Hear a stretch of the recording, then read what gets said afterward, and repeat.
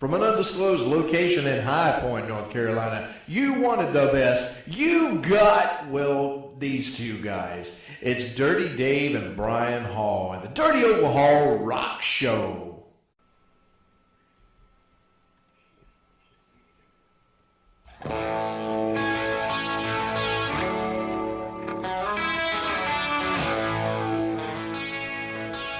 All that one is. Right there.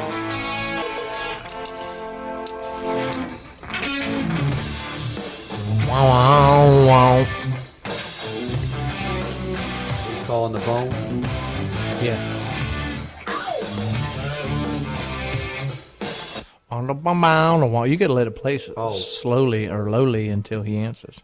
Okay. Are we recording? Oh yeah. We are attempting to call Jay Bonius.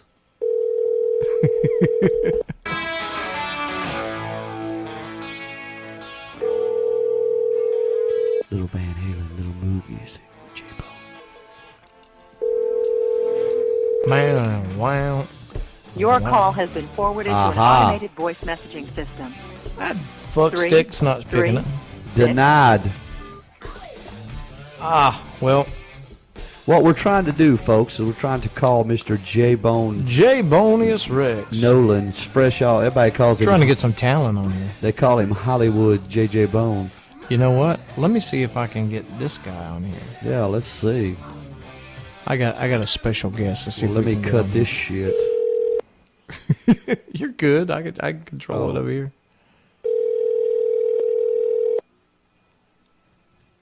On whining a wow. Uh-oh. Hello. What was that? I don't know, but it was cool, wasn't it? Hello. There you go. Not available now. Please leave your name and phone number. We're just calling anybody we can think of. Yeah, this is the Lonely Hearts Club show right Lonely Hearts Club Band. Yeah, keep the bed music We're just going. trying to get lucky, ladies and gentlemen, right here on your favorite. Just trying to get somebody on the phone. Your favorite station for all talk and rock and roll. It's the Dirty Overhaul Rock Show. We'll see you next time. No, we're still here.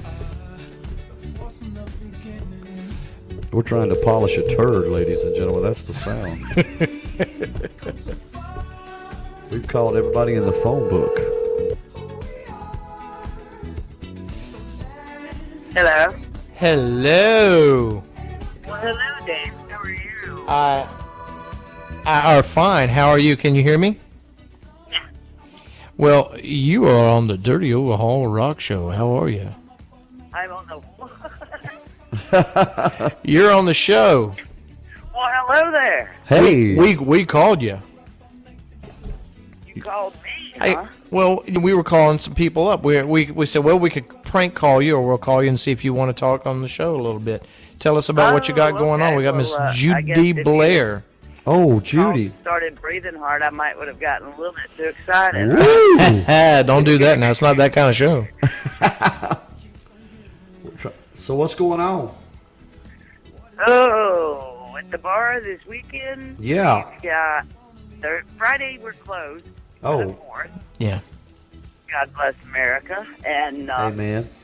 enjoy with your families. And Saturday we've got the rebands. We've got Dog Days. Yeah. Jeremy Smith and Yeah. his group and SOS, another group. I believe Customs is involved in that, and Susan. And then Icon are there. So Saturday night's going to be a big night with three bands. Hell yeah. And we're off, so. You know we'll be there. Well, great. Maybe we'll jump up on stage and have a little fun. There you go. Oh, yeah, 'cause I've we'll- seen you do that before. Yeah, time or 10. and live to talk about it. Yeah, that's true. And, yeah. But, so what's going on with Miss Judy Blair? With Miss Judy Blair. Yeah. So how's you guys what do you got for next week though? You got the big Dog Day show, and then after that. Oh yeah, next weekend. Oh, Friday night. There's a band called NOLEN. Okay. It's a little southern rock country band. They were formerly known as Country Mile. Okay. Out of Asheboro. They're coming in Friday night. really hot little group. Does some great songs. I think they just won the Forsyth County Artist of the Year. Cool. I think Johnny Spivey actually gave that award out to them. And then Saturday night, Jack Duff is back. Uh-oh. Hey, look out. Hell yeah. Well, Well, we got 2 busy weekends coming up. And Stock Monkey is back. Cry Havoc is there. I believe they're there the 18th. And Stock Monkey the 19th. yeah, Got an open night the 25th. And Head Trips coming back the end of the month for us. yeah, I noticed one name that's kind of, missing from that list. From the July list. Yeah. What name would that be? Oh, I don't know. Just a little old name. Just off the top of your head, what do you think it is? Fair warning. You guys still together? Oh, that hurt. That hurt. Oh, I'm sorry. It's just like every time I turn around, somebody else is breaking up. It ain't us, baby. Somebody else lost a drummer. We got 18 years. Last time we went there to set up, we didn't know if your power was off because it was dark in there. Yeah. 18 years, that's pretty good. Yeah, they've been putting up with my shit for 18 see, years. I did see a big SUV go by me on Eastchester the other day that had your sign on the back one. Really? I did. Cool. Big fair warning sign. That's one of our drunks. I mean, our You fans. sure didn't say fair warning sucks? One of your dedicated fans. Hell yeah. Yeah, we got to get us in there. If you don't, Charlie's going to be mad. I know. We'll take care of that. Yay. All right. Yay. Okay. All So right. so you guys aren't open for the 4th. So what do you got going on? You going to the beach? You going to go going to a party? What you got going on? Oh, for the 4th? Yeah, you personally. Actually, I'm probably just going to stay around the homestead and grill some burgers and go to the pool and watch the fireworks. I got a nice little view of the lake right here. Hell yeah. Yeah. I don't have to get out in the big open field in 95-degree weather and watch them over the lake. Yeah. Awesome. That's the plan. And then I'm heading to Savannah on Sunday. Wow. Yeah. Well, good deal. A little vacay. A little bit, just a tad bit. Well, we just wanted to call and rattle your cage a little bit and see what's going on over at the club. Yeah. Let people know what the dealio is. Get the word out. There you go. That's what we're trying to do. So All right. Well, we've got Thursday nights too now. Every Thursday in July, our summer special half price drinks. Ooh. hey, yeah. And we I got like that. The coldest beer in town. I saw a sign the other day that said our beer's colder than your ex's heart. Oh There you man. You go. must know my ex. Wow. That So you carry Budweiser, Miller Lite, Millwall. and Nicole. That's it. We carry all them Oh, Yeah. and more. and more. And more. Well, Judy, thanks for Miss Judy Hammering it Blair out. from After Hours. thanks. Lotte is from 1614 North Main Street. I've got that memorized. 1614 North Main Street. And Here tell- at High Point. And tell them what the phone number is. The phone number, oh Lord, if I can remember it, it's 883-4113. That's it. Damn. I did it. All right, Judy. Thanks for talking with us. And well, All right, guys, have a good one. All right, You we'll talk too. to you. Bye. See you soon. That was Ms. Judy Blair from After Hours. She is letting us know what the dealio is. just basically the cornerstone of the High Point, Thomasville area. Music scene. Yeah, I mean, if you will. everybody, you can go there and see just about anybody. You know, you can go in there and you could bump into a Charlie Lilly or Scott Board or Steve Arnold. Just or, not us playing. Yeah.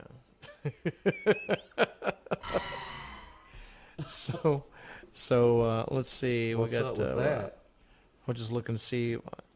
I'm looking He's at like, the I levels can't believe you here. guys are still together. I'm like, we've outlasted all these suckers. Yeah. Yeah, we hate each other. Let's see who else Big we deal. can annoy. Right, Dave? Yeah, well, you know. Sure, we hate each other. Let's see who else can we annoy right quick. Yeah, this is the This Hey, is wait a minute. we're out of Tonight's- ideas. We're going to call people and aggravate Steve's them. driving tonight, isn't he? I don't know. Well, Jimmy works, what, Tuesday, Thursday? He might be off because of the holiday. I wonder if we can This call is our phone. This is the dialing music. Yeah, do it. It's on. Well, let me see if I can get him on the line here. I'm Hold up on. all night to get some. She's up all night to have fun. Up all night to get lucky. I like this song. Like the legend of the Venus. Of the penis. I'm your penis. I'm your desire. Uh-oh. Shh, shh, shh. We're calling. We'll get by God on the phone. Hello? Well, by God. What's up, man? What you doing? Are you working tonight? Driving down the road. There you go. Trying to loosen your load? We didn't know if you were off or not. We thought we'd try to get you on the phone here on the show. I can't hardly hear you. Hold on. I said I thought we'd give you a ring, see what you was doing. I'm driving as usual. Damn. Yeah, that sucks. You know, Make it all. Wednesday night deal. Well, we got by God on the phone. We got feedback. Hell yeah. Can you hear okay? Yeah, I can barely hear you. Oh. We just wanted to touch base with you. For those people who don't know, this is Steve Arnold, and you got a few projects out there right now, and wanted to know if you wanted to like talk about it. Talking about the White Snake tribute, I guess. Uh-oh, it's out. Yeah. It's the cat's out of the bag. Tell us about what you got going on. Well, it was actually started last year with Scott Board, lead singer, and some musicians in Raleigh. And so all those guys were in other bands, so they had to go back and do their thing. And they just did it for a few months. So right now we're in the process of working on the original No Love Lost new project. Been recording some new songs for that. Right. But in the meantime, until that gets cranked up, we're doing the White Snake tribute with some other musicians that are in No Love Lost also. Oh, okay. And that's going to be launched sometime mid-August, the end of August, somewhere in there. But we got, we decided to do the tribute thing because the last time they did it, they got a lot of good response from it. Yeah, we watched the videos. So, it's Scott can really sing that stuff, so why not do something that's,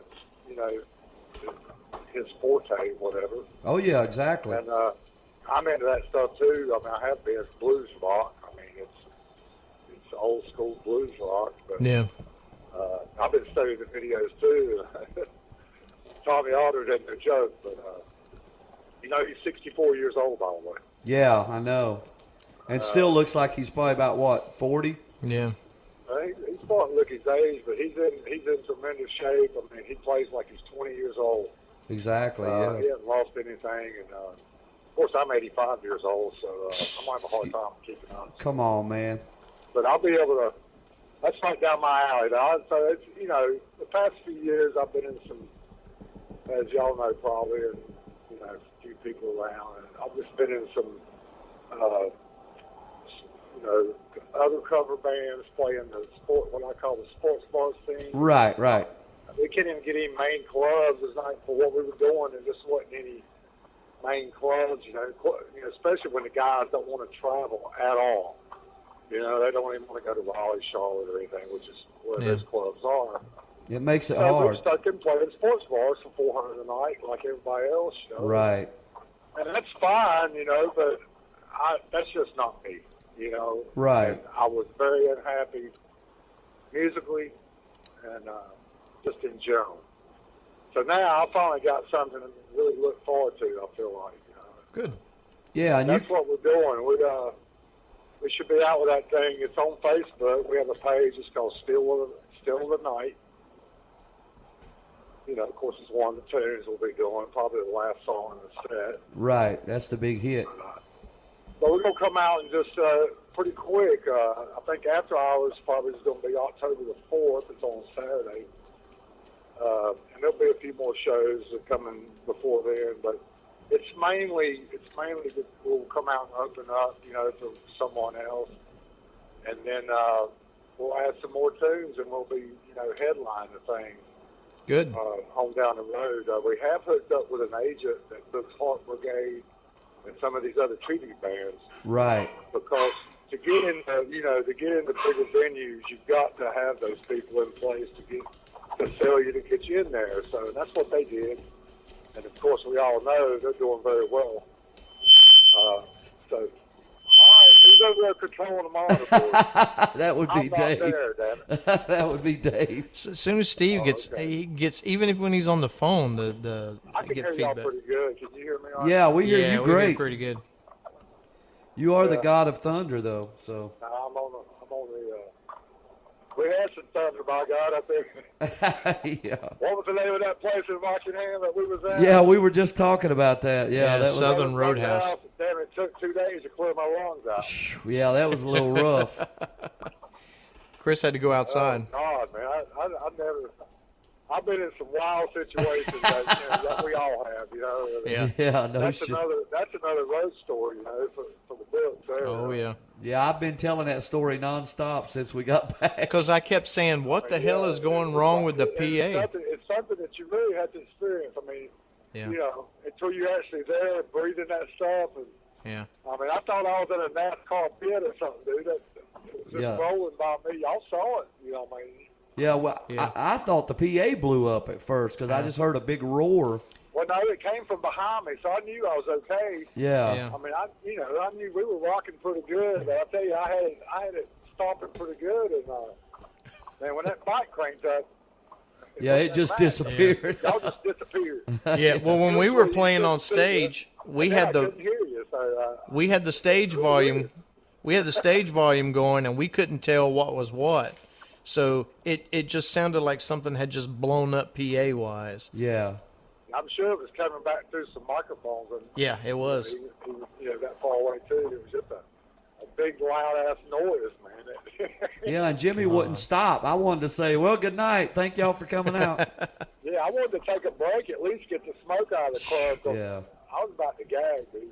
Well, at one point, I thought we had one more song left because we did one song prematurely, and Premature I thought, well, ejaculation. that's going to be it. And then we did some more, and I thought, okay, we're going to keep playing. Yeah, it was Jimmy. And then you kept going 345s, right? 345. Yeah. Oh, I don't know if you, Whatever happened to, Steve. I don't know if you knew about this. 30-minute break. I don't know if you knew about this, but there's a club right down the road because when we were pulling out of that place, we wanted to go grab something to eat. And they're like, hey, let's go ride down there and see what these buildings are because there's a club right there where the road forks. And then there's another club on the left that looks like an old general store. And it was called the G Spot. Call what? It was called the G Spot. Okay. So we looked at each other and went, hey, I know where we're going at break time because we thought it was a strip club. It was a black bar. It was a black bar called the G Spot. A gay bar. No, a black club. After, Oh, I thought since y'all was going, it might have been a gay bar. Oh, it would be when we got there. yeah. Nah, hey, seriously, hey, couldn't be no farther from the truth, but I mean, Yeah. I had to throw that in there. Oh, Oh, that's of course fine. you I was did. trying to do my impression of Brian, but I didn't do very well. No, that was good. I liked it. Brian didn't pull I'm no out. match for him. He's got so many one-liners that Yeah, Damn. I just make it up. Give us a funny story, Steve. You've been playing for how many years? I don't know. I lost count. Over 30. I've been playing professionally, making money for like 45 years, maybe. Wow. I've been on the drum kit for 50 years. It's my 50th anniversary this year. Congratulations. Play- Wow. Playing on the drums, and one of these days I'm gonna get good. I don't know. I keep saying that too, but I've been trying. I'm trying, man. I'm trying. But a funny story is, I tell you, I got a good funny story that y'all probably hadn't heard. I was on the road with a band called New York. Oddly enough, we were from Rock Hill, South Carolina. They called the band New York because we had a big production and they wanted it to sound big and look big, and we damn sure did. I mean, we had a big production and went out and played a lot of it. We were on the road. But one night, we was I think we were in Cincinnati, Ohio, and we had the full crew and everything, of course, and we had 2 motel rooms for 10 people. Damn. Yeah, you heard me, 10 people. So Wow. because we had 4 guys in the band, and then one of the guys' wives sold T-shirts and merchandise, whatever. And then we had 4 other guys for the crew, and so to save money, that's what we did. And talking about paying your dues, I think this is really it. So the guitar player walked in his sleep. Oh God, I see where Okay. this is going. So we got this new crew guy in the band. I mean, he's only been in the band like a week. He went to Cincinnati with us. Well, of course, you got that many people in one room. 2 of us, slept under the cover, and 2 on top. So that way we wouldn't touch each other. Yeah. Yeah, right. Just to clarify that up there. Yeah, I hear you. I'm sure there was But touching. seriously, he got up to go to the bathroom one night, and I got woken up. What the hell? And I turned over, and he was standing beside. He had come back. He thought he was in the bathroom. He was standing beside the bed, pissing on that crew member. Oh my God. Yeah. He was just peeing like hell on him. And the guy was like, "What the hell?" I mean, can you imagine? Oh my The God. first gig out with the band, and you wake up and the guy's peeing on you. Oh, you got to be So brothers. that was a pretty funny story. Yeah, that was a Oh good one. God. And Tell- oddly enough, I don't know why, there's another urine story back in 1979. I was in a band called Thrush, THRUS. Thrush, like the muffler. Thrust. Oh, We okay. were like a big band out of Raleigh and stuff, and but dude, we were getting ready to go on stage and fail at the thing with the Flaming Mud. Oh, I remember the Flaming Mud. And there were, that's back when they sold us Miller beers, Anyway, the intro tape had started, and we had like maybe 50 seconds before we had to go up. So the bass player's like, "Man, I got to take a leak." He said, "Man, you ain't the bathroom's like the other end of the building." Okay, well, hand me that bottle right there. There was a Miller beer bottle. Oh. He didn't know it was sitting on the back of the PA that the lead singer had set down there. Oh So Lord. he pissed in that bottle. He said, "Oh, I feel great." So he got up there, and we were coming off stage. The lead singer, before we could say anything, he grabbed that bottle Oh, and turned God. that shit up. He turned it, and spit it out, and we just all about just fell out. Oh, We tried to God. tell him, but we couldn't get to him in time, Yeah. He said, "Damn, I'm thirsty," and he turned that up. But anyway, that was another funny story. That wasn't Oh. Scott, was it? No, no. This was before, no, it wasn't Scott, no. Oh. There's another funny story with Scott, though. They was back in the Cerebus days when I was with them. We were one of them. I forget who it was. We was at somebody's apartment. I think it was Chris Pennell. Bless his heart, he's dead now. But anyway, we was at some apartment complex, and Scott did not want to go in the water by any means. He was, for whatever reason, I don't remember. He didn't want to go in the water. He didn't want to mess up his hair. He was getting ready to go out or do something. I don't know. But he had to play in the water. But anyway, I remember I was like taking a nap over there, laying out in the sun, and which I'm very rarely getting to do these days. But Yeah. anyway, we were over there, and I got woke up with "Let me go, damn it! Let me go, damn it!" They had him by the feet, and he was holding on to a chain link fence, and they was pulling on him. Scott's my little. They Yeah. was pulling on him, like a pogo stick, and he had he had a death grip on that fence, and they were trying to throw him in the water. Oh my God. It was just funny as hell to wake up and see that. Let me go, damn it. Let me go, Like, damn it. let me go. What about the one that you're famous for that Jackie always tells when you got arrested before a gig? Well, that's kind of personal. Oh, but, I'm sorry. Oh, Okay, never God. mind, never mind. We can't talk about that. It's partly my fault and partly not, but we had a sound guy named Kid. Oh, yeah, I remember Kid. He's dead too, by God bless his heart, but big black guy. He traveled around with us. And he knew a little bit of stuff, you know. We worked together and stuff on sound and carry sound some. But he mainly just needed a job, you know. And Right. we were trying to help him out. But anyway, we were on the way to a gig in Bunn, Bunn, North Carolina. Bunn. Right outside of I've Raleigh. heard of it.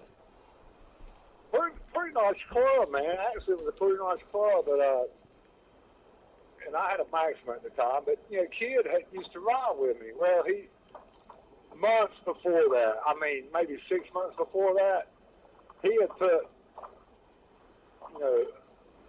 some paraphernalia, we'll just call it that. You know, paraphernalia under the edge of my carpet, you know, in my car, not under the floor mat, but under the edge of the actual carpet. So, you know, and any time I ever vacuum my car out, which is often, I never saw it. Well, I forgot about it. Well, he forgot about it, too. Well, anyway, we got down there, got late, you know, got everything set up. It turned out to be a pretty good gig for us. Right. Until we decided, Jerry's sharing the keyboard player. Yeah. He says, I gotta go get cleaned up. We had a hotel. Our hotel we could find was 35 miles away. Oh my God. Wow. Well, we barely had enough time to go get back there and then get back to the club and start playing. Well, by God, we got there, Jerry. I got to wash my hair. I said, Jerry, we ain't got time. I said, just go back there in that big double sink in the kitchen and go old school and wash your hair. And we'll have all that. We'll Take have a that whore hour, bath. you know, Bird to bath, eat yeah. And chill and be here on time. Wash your No, dick I and got to go stuff. back to the hotel. I got to go back to the hotel. So Jerry drove the band truck. So I got my Maxima. Here we go. And going there didn't have no problem. Well, by God, when we was leaving, I was, you know, and then partly my fault, I was speeding a little bit. I was going about 7. I wasn't even going 10 miles over. I was going 7 or 8. I don't remember, but there was a cop coming in to see the limits of where we were leaving. But yet, we were outside the city limits by like a mile before he come in. He was on his way into work. Well, he turned around and pulled us and found that paraphernalia. Well, you know, Jerry took my car onto the club, and they took me to jail Oh my God. Wow. because of that. Tell us what you were And wearing. I thought, well, you know, they posted bond. I said, well, they'll be back up there to get me in a few hours. And I knew I wasn't going to make the gig by this time, but in the meantime, they went on down to the gig thinking it was down, you know, carry on. The DJ is like, hey, man, I'm a drummer. I was a drummer in high school. Well, Yeah. was and is. Yeah, is exactly. And by God, John Jones got up there and said he couldn't even play honky tonk women. He couldn't even play a beat. Oh my And they God. were all to pieces. That's the 2 or 3 songs. They had to just quit. You know. Wow. But the funny part is, And, tell them what you was wearing, the big purple coat and the. Oh yeah. Well, at that time, you know, I had let's see, I had a black leather trench coat on. And I had these snakeskin boots on that, just like the ones that Bon Jovi wore in the Blaze of Glory video. Oh yeah. They were snake all the way up. I mean, they were badass. And for that time, you know, that was a cool thing to have. And hell, I had to save up forever to get them. But anyway, I got them, and I had my, you know, my stage attire on. I was going to the gig. My God, when I got to the jailhouse, some people were looking at me like, we got a damn rock star in here or something. Everybody thought, you know, I was like, nah, not by any means. You know, I was just going to a gig. Got caught speeding. Was you in a They separate get cell? me out in a few hours. Well, by God, they come up there with $600. And when they did, they said, nah, you're from out of town. I think we're going to up your bond to 12. Oh my God. Judge was Wow. like, damn, we ain't got that much money. Hell, we didn't make but $800 a night. So then Jackie and them went on back to the club and tried to finish the gig with that messed up DJ drummer that they got to it somehow. But anyway, so I ended up staying in jail. It's the only time I've ever really been in jail with it. I don't know, man. It does something to you. I don't know. You know, I felt like I was just alone, you know. Yeah. I had people working on stuff outside, you know, to get my bond, get me out and all that. And, but David Fink, I'd worked with him before. He was a multi-millionaire manager of Oh Full my Tilt. God. I worked with him. I said, well, he's probably got the cash on hand at home and he's saving something. So I got my mama to call him, and he come down there to get me out. He was a good guy like that. But he come down there, and for some reason the system was down. The whole system of the jail was down. They couldn't do they couldn't process anybody in or out. They said, you'll have to come back tomorrow. Well, I'd already been there 2 days now, so he got a motel room and stayed overnight. Wow. And come back the next day, and David come got me out. Well, that's a good friend, though, I man. was in there from Friday night about 8 o'clock until Sunday. I was in all weekend. Good God, man, that It sucks. was terrible. Yeah, it was horrible. But of course, I kind of just try to sleep most of the time, but it's so noisy you really can't. I gave everybody. I said, well, I'm gonna be getting out here in a few hours. Right. I gave everybody. I've my been food. there. I didn't realize I was gonna be there 3 days. Yeah, Dave's been there. I've been I there. gave everybody my apple and everything. So but nobody bothered me. But it's just crazy. It's something I don't want to go through again. Yeah, no shit. Nobody does. But you've lived a life. You've lived a life, man. Oh, you have a rainbow bumper You've sticker lived on like your a car Spinal that says, Tap "I love it when life." Falls are in my face. Well, That's gay. I've kept my nose clean for the most part, Oh yeah. Because I don't drink, and the DWI thing was never an issue with me. And, but it's just victim of circumstance. We should have never tried to make it back. Because if he wouldn't have went, I wouldn't have been speeding. And I mean, who knows? I could have been called at a later date, but it was just a bad timing thing. But I blame Jerry Sharon. experience learned. Well, Steve, man, we love you, buddy, Roe. And good luck on your white fake and your no love lost. And like I said, we still want to get you for an hour interview started and your influences and all that. So, but you're always working all the time. I wish I had pictures, all the way back from. Yeah. I started actually in 1964 Damn. when the Beatles was on Ed Sullivan's show. That's what inspired me. But we'll get into that at a later date. But yeah, that's when I started, dude. Damn. I started back then, so I've seen a lot of rock bands come and go. And Yeah. seen a lot of rock bands that came and went. So, but yeah, I have a lot of stories, and Yeah, I like the ones you just told was fantastic. Yeah, good old-fashioned old stories. Well, I guess we'll let you get back at it, man. While you're trying, we're aggravating you while you're trying to work, but Going on down the I appreciate road. you calling me, and like I've always said this about y'all. I think you really on to something here with this talk show thing. And if you could ever get, George Ryder or somebody that's got a little bit of money that could help get this thing syndicated, maybe just get nothing else, North Carolina. oh, it'd be awesome, man. You're mainly in the trial right now, but if you could ever get that going, I think y'all would be on to something. Because there's enough musicians and enough stories and enough clubs Yeah. and you know what I'm saying? Yeah, exactly. And, I know y'all just do it for fun and get a kick. No, we want to do it for real. It's you've got a great personality to do it, and Dave's a good interview guy. He's You're killing me, Smalls. Brian, you're the more cut up one. Yeah. Get little inserts in there. Y'all two work good as a team. I guess that's what I'm trying to say. But anyway, Was that a compliment? It was a compliment. I guess we'll be rocking Riders next week, right? Hell yeah. We're going to be there. Yeah. Well, It's just Saturday, though.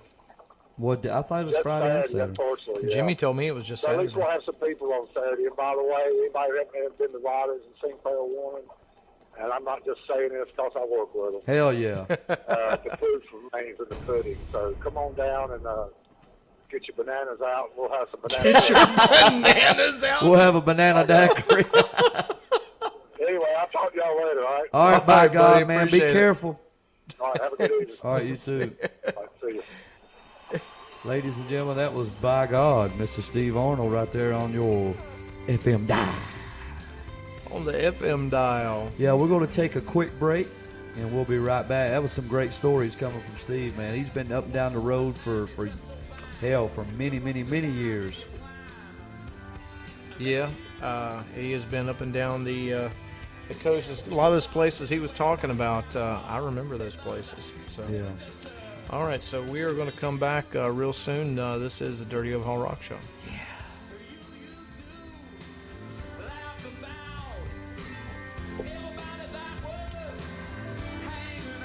You're listening to the Dirty Overhaul Rock Show on Spreaker.com.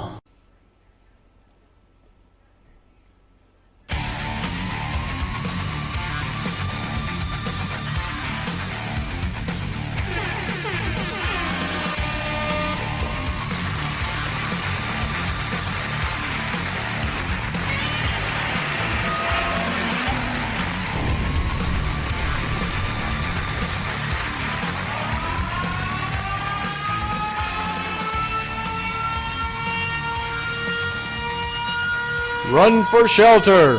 Run for your life. This is not a drill. This is not a drill. No, that's what you said to your wife on your wedding night. This is not a drill. Canned laughter.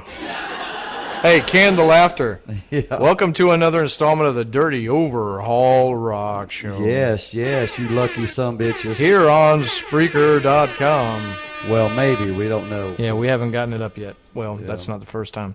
I'm one of your hosts here. I'm Dirty Dave, sitting across from me as always. And I'm your Latino heartthrob, Mr. Senor Dicky. Senor Dicky. Is that Mr. Dicky? Well, yeah, you can translate it to that. Me love you a long time. And we are here live and live in color, and we're happy to talk to you guys. I guess today, I don't know. What do you want to start the show out like talking about? Maybe let's talk about our week last week. Yeah, well, I didn't have much of a week last week. I mean, we played. We got a brand new club. We got a brand new club that we played Saturday. It's the Southern Roadhouse. Also known as the Gold Dust Saloon or something like that. Formerly, or as Chris likes to call it, the Burnout Saloon. Yeah, exactly. So we played, great place. Matter of fact, some other friends of ours, Dan Fino, they play there. Dan Fino and Billy Crash and the Cresons have played there. Nice big stage. Also, we can't forget Red on the Head, who got us the gig. That's right. I thought the PA had malfunctioned at one point later in the evening towards the end of the third set because shit was just getting loud and making noise. Come to find out they were doing burnouts at the front of the about bar. 5 different bikers who rode their bikes My in the God. bar and was like filled the whole club up, and Jimmy still wouldn't let us stop playing. So and Chris had to leave, and yeah, we had to play the last song without he had to Chris. go outside and get him some oxygen, Yeah. some O2. He's asthmatic, so That's the biggest laugh we've gotten all. yeah, no shit. You know what? I've just realized something. We got the 4th of July coming up. Yeah, This is Wednesday night. We are recording the show. But this is Wednesday night. It's about 20 after 8 or so. yeah. And that is time for traffic. But my birthday is coming up Monday. And we got the big 4th of July of the weekend this weekend. So but we'll do you have know? to celebrate your birthday next week. But do you know what my birthday coincides with? You know what the 7th of July has in common? I have no idea. This show will be 1 year old. Mm-hmm. Well, we took a year off, remember? No, it wasn't a year. we took off like what, December Yeah, to like 8 months or something. it was like from December to March or something like that. Which I was don't know. weird because that was our biggest ratings was during those months that we were off. I know. We had lots of people calling in, and we're like, "We're not doing the show. Stop calling my phone." Yeah, stop trying to borrow money. So, welcome again to the show. What did you have going on? Your son had a birthday. Yeah, the big 1-3. My son Dylan Hall, who kind of looks just like his mama, thank God. I thought he looked like somebody else in the band. Yeah, Chris. He's got the legs. He has the legs for it. He, no, my wife's going to get mad. But Yeah. Thank God she doesn't listen to the show. That would be 4 listeners. She refuses to listen to this crap. But Yeah, it was something, man, to see him just turning into a little man, compared to when your son's 21. Well, 21, and he's a big man. He when he started we call him getting Tank. I know, and Tank Baker. which, by the way, two fish were sitting in a tank. Yeah. And one fish looked over at the other fish and said, "How the hell do you drive this thing?" Yeah. So, but seriously. so I noticed he was getting stocky there in his 12, 13 years old, and he started getting big pretty quick, and I started to bow up at him a couple of times, and then I was like, "Gee, I hope he doesn't call me out on this," because you have to wear that pops little bastard's getting big. But he's natured like his daddy, like my dad. He broke my wheel years ago because I knew that belt would break my ass. Yeah, and your jaw. Many times. I never went head to head with my dad. I knew better. Yeah. Did you ever have any? Oh yeah. Oh yeah. Did you have any knockdown dragouts? Yeah, it didn't work out. It didn't work. Didn't work out too favor, good. Yeah. Everybody I've talked to that has ever bowed up at their dad, unless their dad was like bedridden in a hospital, pretty That's much the best time to beat his ass. would do like my dad used. Okay, first of all, everything that I've ever told my son is I'm just mimicking what my dad used to tell me. Yeah. I'm just repeating. I'm like a parrot. And not a parent, but a parrot. But my son asked me one day, he says, "Do you have like a butt fetish or something?" And I was like, "What the hell are you talking about?" Because every time when I was a kid, when I was screwing up, I would say something like, "Hey, Dad, I want to get this. I want to burn this. I want to go outside and burn this. Well, I'm going to burn your ass if you don't get your ass in here." He would always turn it into a butt thing. So I did the same with Shane. Oh yeah. So I would always say, "I'm going to take my foot and snap it off in your ass." And then when he got older, like 18, 19, he'd look at me and go, "That's just nasty." And he asked me one day, "What is with you and butts?" And I was like, "That's what my dad used to say when I was growing up. He'd snap his foot off in my ass, or every time I did something, it would turn it around and make it a butt thing." He would say, Mom used to say, I'd say, "I like to have some ice cream. You look like a damn ice cream." Yeah. I don't know what that means, but I had friends in the neighborhood I grew up they would get beat with drop cords. So I had it pretty easy. maybe they deserved it. They probably did. Now, this one kid took a shit in my yard one time. I'll never forget. I don't know why. Sorry about that. He wanted to come in and use the bathroom, and my mom, for whatever reason, said no. And he went outside in the garden, in the backyard, and took a dump in her garden. At least he fertilized it. Yeah. And I'll never forget, she went over to his house, and when because I saw him do it, and I narked on him. I was like 6 or 7 years old.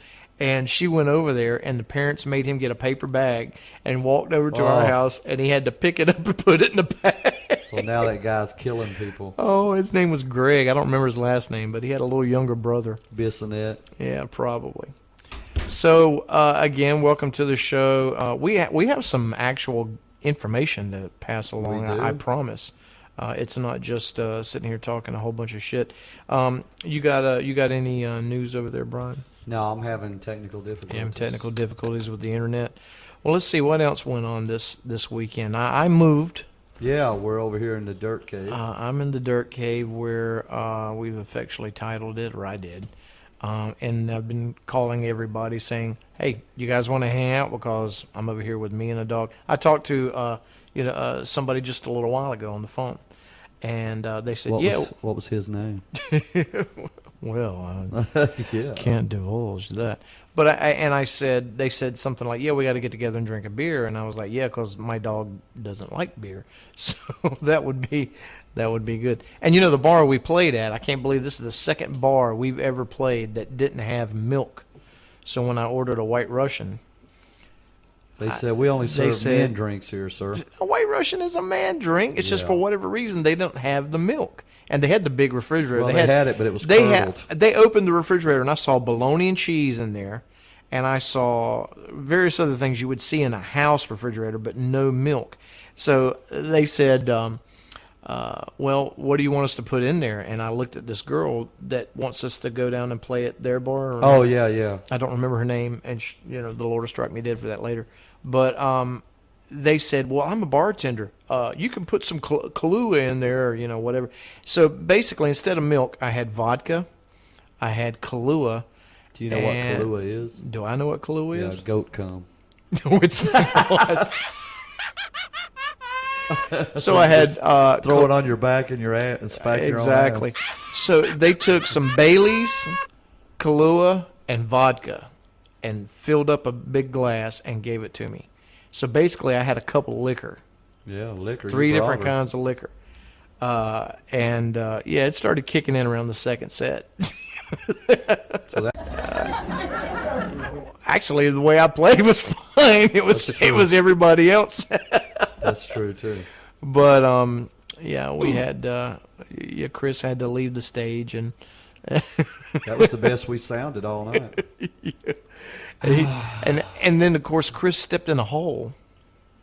Yeah, he's the only guy I know that can get hurt within minutes. He just walked outside to piss and fell in a mud hole, and he looks at Steve and he says, I had to give him a pair of socks. "You don't know how close you came to playing drums tonight." I think it was just his ploy to get out of playing. Yeah. So we have the phone lines, of course, as always, are open. So I if you can't want get on Facebook to promote it. Did you see this one video? I don't know if I can get it to play, where the guy does 29 impressions in one song. Maybe you can pull it up over there. It's on YouTube. It's 29 celebrity impressions, one original song, and it's actually pretty good. Some of them he nails, some of them not so much. And he's just doing celebrity. Yeah, I mean just celebrity stuff, especially when he does the Gwen Stefani. It's pretty good. Gwen Stefani. Yeah, we're having some difficulty connecting with the internet, so we're just kind of winging it. We're here. having difficulty connecting with each other. So, is that all that went on this week? Yeah, besides working and all that good stuff. Now, let's see, where the hell are we at next week? I think we play next week, and then we're off again. Are we at Riders? I think it is Riders. With the hottest new band on the circuit, the Cry Havoc Boys. We're going to be with them? Is that it? Yeah, I think at Riders. I think that is it, come to think of it. Well, we'll do our set, get out there, and then let them have the headline. God, what's the name of the band that's there this week? TCB or TCU or some TCBU. Matter of fact, the person I was talking to a little while ago, their brother is in that band, and I think it's TCB. Is it Bon Jovi? Bon Jovi or something? I don't know, something like that. It's not Bon Jovi. Yeah. Something to that effect. So, did you see any interesting movies this week? Well, I have a friend who has a hookup to go to movies, and I've called him several times, and he won't hook me up. Well, did you see anything interesting on Netflix? No, I'm not a Netflix guy, but I'm getting ready to be. I'm getting ready to tell Time Warner to go suck a root. Now, you said you had where was it? You said you bumped into somebody, the Dish people. Yeah, at Walmart. And they gave me this big long spiel about for it's going to be this much, and it's $50 less than what you're paying now, and for a year. For a year, and I said so. And then after that, it goes right back up to basically what I'm paying now for Time Warner. And he's like, "Well, yeah, kinda." And I was like, "Then why change?" I mean, well, I don't know. Oh man. Yeah, they're such fucking morons. I'll give a little shout out to Mr. Vernon Jordan and the Jordanaires. Mr. Sinister, and he not only did he come over and help move. Of course, Vernon is the drummer from the band Damn Fino. Damn Fino, as Brian likes to say. So not only did he come over and help move from the apartment and help him and his son Robbie help put a bunch of shit on the truck that I didn't feel like touching. But, because he's lazy. No, I was coordinating everything upstairs, and they were taking stuff downstairs, and then of course they had to go, and then I had some plumbing issues when I first moved into the house. I got the water turned on like a Friday, and then the next day on a Saturday, Oh, God, hell broke loose. I had to tighten up. I had a bad water leak behind the toilet. I went to tighten up something. The line broke. Water was shooting everywhere. Somebody said you shit in the sink. That was your plumbing problem. Yeah, I wish that was the only problem I had. But I was here by myself, so if I'd have let the water just go, I mean, the water, I would have been swimming. So, With bow-legged women. so I'm bailing water in a 5-gallon bucket, and then I got a little gallon container. I'm just pouring it in the toilet, let it fill up in the bucket a little bit, and it was the line coming up out of the floor. And, that was a nightmare. I'm on the phone dialing with my left hand and bailing with my right.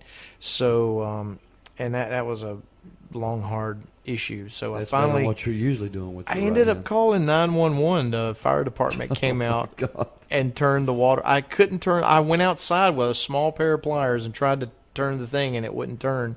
And so I called. They said, 911, what is your emergency? I said, I can't cut the damn water off. Oh, God. I had been bailing water for about a half an hour. I'd called people, and nobody showed up. And I'm just bailing water to keep it from going down the vents in the floor.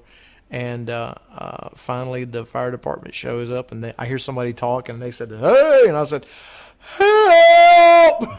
And he came inside, and they said, what seems to be the problem? And I wanted to look at him and go, seriously?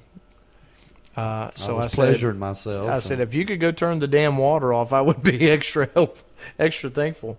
So they cut the water off. Vernon came over and helped me replace the line because I got the wrong piece. I got the thing for a faucet instead of a toilet. Oh, God. So you fucked up all the way around. Well, Vernon helped me get the part, and then once we realized that it was not going to work, the line, once we put the line in that broke, we come to find out it was another piece that was the problem that was leaking initially. So Vernon had to leave, and I said, I appreciate you doing what you did. And then I get a phone call later that night, and who came and saved the day and finished helping me get my bathroom straight so I could get my water turned back on, because water was still leaking bad in the bathroom, was the president of the Red Devils. Oh, yeah. Thanks. Big Kevin. Thanks to them. Yeah, he came out and got me all fixed up, and thank God, because now my water's on, my toilet's not leaking. So I'm gonna hook up the Red Devils with some. I gave him a thing of, something to sip on, shall we say? Oh, okay. So that was my week. It was just kind of crazy, but we are. Let's see what else we got. Something else is going on around here. What's going on for the 4th? There's a bunch of stuff going on. I think for the 4th. damn Pheno boys are playing a big show. Like Billy called in last week talking about a big show they've got going on with Tim Elliott and I think it's like Matt Boswell and some other band I can't remember now. But now he had they had like what 2 shows canceled, like I think pretty much yeah. back to back. I think. Now they were going to play. What was the show they were going to play? With Travis Tritt. Yeah. At Jamieokie Park. And that kind of fell through, which I know shit happens. It usually happens to do with ticket sales or whatever. But I don't know what the. I think Billy tried to attack Travis Tritt in the dressing room. They said, "We don't need you." No. Tried to touch Travis. As a matter of fact, he called in. Was it last week? Yeah. Yeah. Gave us a little shout out. Well, I guess it's time to take our first break. Going to take a quick break. Come back, and Brian is playing with his sound effects. So playing with something over here. Yeah, well, he has to have his. Usually, it's his fix. My dick. He's got his Brian's got the clap. Yeah, first time I've heard that. All right, but we'll be right back. This is the Dirty Oklahoma Rock.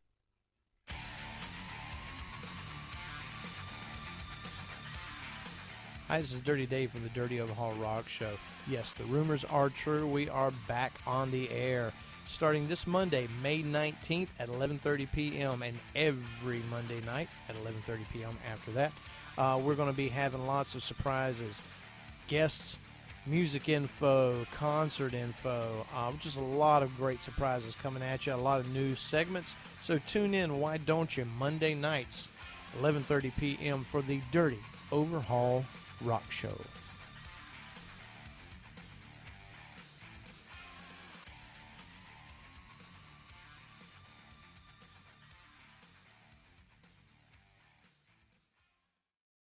Show.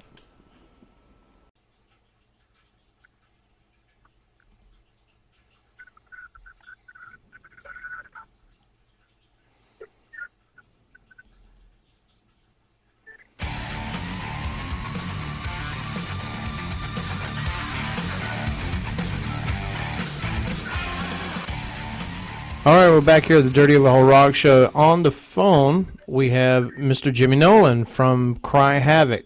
Jimmy, how are you? Hey, Dave, how you doing, bud? Doing good. Sitting here trying to get my computer is acting stupid. We're trying to get some airwaves pounding here on the internet. You sitting around watching a little TV, watching a little American Idol? How's that going? It's going pretty good. I think it's an interesting season this year. Okay, you have a favorite? The guy from Asheville, I think his name's Caleb or something like that. He's kind of an old school rocker, man. Last night he did Dazed and Confused by Zeppelin, and just kind of blew me away. And plus, the guitar player that's playing for the Idol band is playing an amp that I'm very interested in, one called a Wagner. Okay. And I'm just trying to check those out because I might be interested in buying one later on. Oh, okay. Now tell everybody what it is you're playing through now. Right now, I've just got a new. It's a Hughes and Kettner. It's called a Tube Master 18. It looks like a bread box, but sounds like a pit bull. So it's actually one of the smallest tube heads that they make. And I went in Guitar Center, and my buddy Buddha over there. By the way, if you need guitar repair, see Buddha at Guitar Center. Oh, okay. He hooked me up and let me try it through a 112 orange cabinet, and I laughed at him when he was hooking it up. I said, "Come on, man, give me a real amp." He said, "Just try it." And I was blown away. I was so blown away, I bought it that day. Wow. And now that's the rig that when we do shows and stuff like that, that's actually what I'm using on stage. I used to use a 412 cab and a Soldano head, but I went to this now. And what kind of cab it is? Not a 412? No, it's a 112 orange. 112, okay. Yeah. All right. I'm seeing a lot of people making moves from the big Marshall rigs, guitars you're used to seeing guitar players play back in the 80s and 90s, and they're going to these smaller combo amps and, the Orange and Aguilar and other amps like that. And are you seeing a lot of that as well? Yeah, actually, it's funny you brought that up because, I played a big half stack for like 20 years. And then I went and did a show. My band opened up for Trial by Fire, Journey tribute band. And the guitar player was playing a Carbon, it's called a B3 micro head and a 212 cab. Yeah. And just had one of the best sounds I've ever heard. Well, and I thought, man, that's pretty good. So, I thought I'd do some research. Well, a couple weeks later, we opened up for another band at the same club that's called, and their guitar player, sure enough, was playing the same thing. He was playing. You cut out for a second there. What was the name of it again? It's a Carbon Micro V3. Okay. Well, you said you opened with another band. What was the name of the band? Yeah, we opened up for another band at the same club. It was the band was called Problem Child. Oh, okay. That was the part of cut and their guitar player, it turned out he was using the same amp as the guy from Trial by Fire, the Carbon 3 Micro. And I thought, well, both of those guys can't be wrong. So I bought one and actually was loving it, doing a lot of stuff with it. But, still, was pretty good size amp. Mm-hmm. And then, like I said, I went into Guitar Center. I was actually looking to buy a Telecaster that day, and my good friend Buddha over there showed me this, and I said, you know what? Smaller is sometimes better, and I've seen a lot of guys. I mean, there's still a bunch of guys playing the big half stacks. I know Jimmy's doing it, some others. But there's a lot of guys now that have done like me, is going to the smaller stuff just because it's easier to carry. You can get a really good sound at less volume, and it's, kind of just let the PA do the work, and you just kind of just worry about playing guitar. Yeah, because there's been times where I have been known to be loud, my stage volume. I jokingly tell everybody my rig has got, which is an Ampeg B2R, and I jokingly tell everybody it's got 2 settings, off and freaking loud. And we play places, and Steve Arnold, our sound man, will tell us, or Bob at After Hours will tell us, I don't even have you in the mix, man, and you're loud. So, but yeah, you're right. Let the PA do the work, and you're right, carrying it in and carrying it out, because I've got 2 410 cabinets to set up, plus my head with the everything I have to set up because I'm wireless, and it's a hassle carrying it all around. But yeah, you're right. Let the PA do the work, and it's just a lot easier. I see a lot of guys, they have the little stands and they put their combo amps on there, and it sounds fine. You can never tell that it was anything other than what it was. Yeah, and in today's music market. The venues are not getting bigger, unfortunately. They're getting smaller. So, that's true. It's just for me, it's better because this is absolutely, I can take this amp and I can play it in the bedroom or the practice building, or I can go to a club like Riders or Ziggy. Yeah. And, use the same amp on the same setting and just get whatever sound I want out of it. And for me, it's just easier, more compact. I mean, you throw it in the back of your truck, man, you're going down the road, and it's virtually bulletproof. So I'm just really, really thrilled about it. I know that they make a bigger version of the same amp, and I've actually thought about for, like, when we do a big show somewhere, buying one of the heads. But also I'm torn between that and a Wagner right now, and I've kind of always wanted a Wagner. And just, so I'm just checking them out, and I'm going to see where I get the better deal and just go after that. But right. I like to have, basically I have 3 different rigs, what I call the small, the medium, and the large. Mm-hmm. And, the large you don't take out very much except for somewhere like Ziggy's or Riders or something like that. But, I just kind of enjoy the little amp right now. It's a lot of fun, and just, that, and I bought another I'm big on the Music Man guitars. I actually bought another one a couple of weeks back. I'm playing it and loving it. So now it's just, just doing different stuff, kind of the stuff that works for me, and just jamming with it, having fun. Well, now let's talk a little bit now about the reason why we're kind of having this conversation is you have some pretty interesting plans coming up in June. Why don't you tell everybody about that? Sure, I'd be glad to.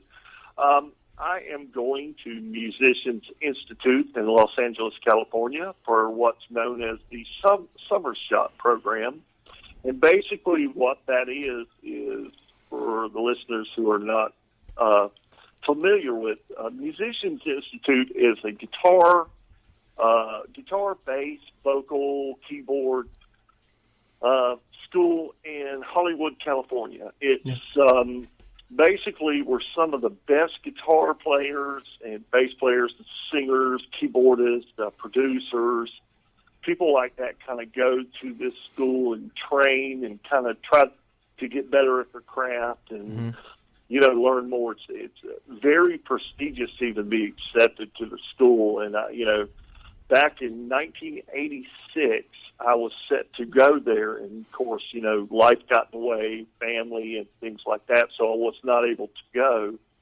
And I had the good fortune of studying under Brad Hollenbach, who was a graduate from the school. And just hearing the stories about, how it was out there. I mean, this is a state-of-the-art place, and it really takes you from point A to point B in your guitar playing. And it's something that I've just dreamed about since I was, just a small lad, and now I'm fortunate enough this year that I got accepted and I can go, and I'm going to go out there and do the summer shop program and just kind of have fun with it and try to become a better guitar player.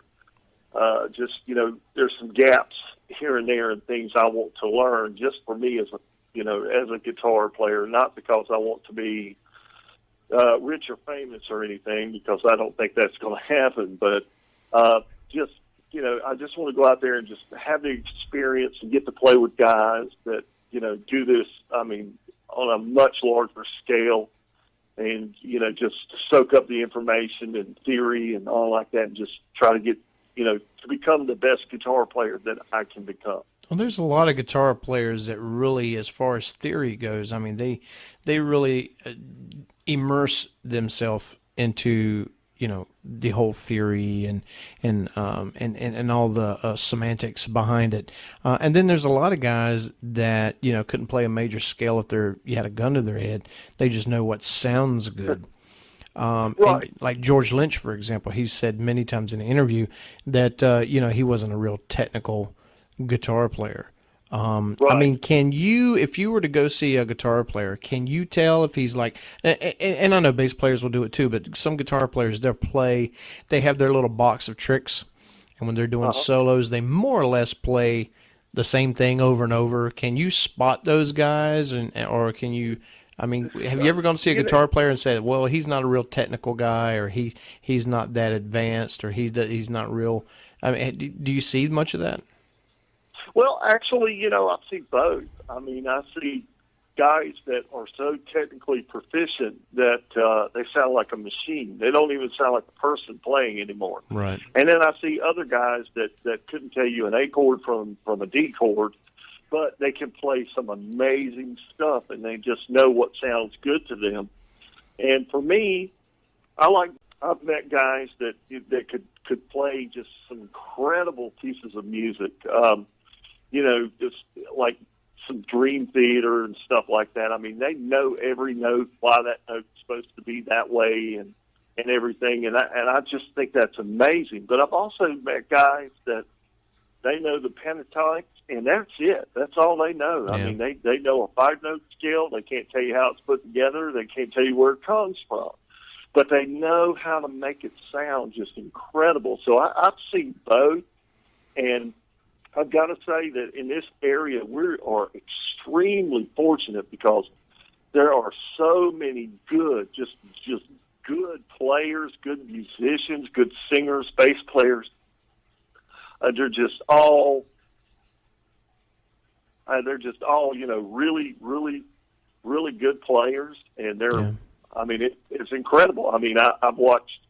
I've said many times that I kind of come up watching Jimmy Henson play. And some of the things Jimmy does, he could probably explain to you, and there's other things he does. Jimmy probably said, I don't have a clue how to do it, I just do it. Yeah. But it's so, man, it's just so wonderful to see these guys play this stuff. And I mean, I can remember I used to go watch bands play just to learn songs. Years ago, if there was a band that was known for a certain song, I would go watch them just to watch the guy play. Prime example would have been John Jones out of Electric Horse. Yeah. And he had a unique way of doing an old song called God Bless Texas. And which is really, to me today, it's kind of simple to play. But back then, there was a lot to it seemed like, anyway. And I wouldn't just watch him play it, and because it was kind of unorthodox, but it was so cool. And that's kind of how I learned to play that song, was just by watching him. But well, there was no YouTube back in the day when we were coming up through the ranks, so to speak, you and I, and that's the way you learned. You would go watch other people play. And, exactly. You couldn't Google or any of that stuff. You either had the guitar tab in the magazine, or you had a buddy that showed it to you. Maybe he learned it from somewhere, or you go watch somebody play. And a lot of the times when you went to watch other people play, you would pick up on little things like the way they move and the way they, the camaraderie on stage, the way he plays. The guitar player that sticks out in my mind the most is when I was a youngster going to roadies back in Goldsboro, is when Max Warrior would come to town. Oh, Scott Atkins. I was blown away. He was 19 years old. He was a little older than I was, and he had that kind of blondish white streak in the side of his hair, and he played with those, most guitar players I knew, they had those skinny long fingers, for getting those chords. And me, I've got these little fat little fingers like sausages, and they would just wail, and he would play the way he would play. I would hear guitar players say all the time that, maximize your efficiency. In other words, don't pick your finger that far up off the fretboard when you're doing scales and when you're doing runs, because, it's just like, it's more energy you're expelling, so he would keep his fingers real close to the fretboard, and it was almost like he had popsicle sticks tied to his fingers, but he was a phenomenal player. Yeah, I remember seeing those guys years ago at an old club in Greensboro called Joker's Free. Yeah, I've heard of it. Never been there, but I've heard of it. Oh, well, there were two versions of it. There was one right across from UNCG, which was a huge club. I mean, everybody from Jason and the Scorchers to Nantucket to Molly Hatchet, 38 Special. I mean, believe it or not, I was actually in there one night, and this is early 80s, before Bon Jovi ever hit it big. I think Fahrenheit had just been released. Okay. And those guys actually were on tour with somebody, showed up at the club, told the club owner to lock the doors and let everybody stay. They bought everybody's beer and stuff, and they got up on stage with a band and played that night. And just did like classics, did like, they were doing stuff like Johnny B. Good, and did some, what else? Did some Van Halen, just did some old standards, band Kiss, stuff like that. But they were just so good when they were playing, and it was a really cool experience. But Max Warrior, I remember those guys. Pegasus Rock. Oh God, Pegasus rocks. Icewater Mansion. Remember Icewater Mansion? Icewater Mansion. I heard of them, but I've never seen them. There was Doc Holliday. Doc Holliday. The story that when I played with Brian, that we opened up for Doc Holliday like 400 times, and we were the band that actually. At the time, pissed him off because I don't know if Brian ever told you the story about getting a 6-pack of beer, and it was still in the the holder, in the little plastic holder. Yeah. So he sits there and takes the whole 6-pack and shakes it, and it opens all 6 of them up. So there's beer spewing all over the stage, all over the drummer's kit. I was using their guitar player's amp, and I think.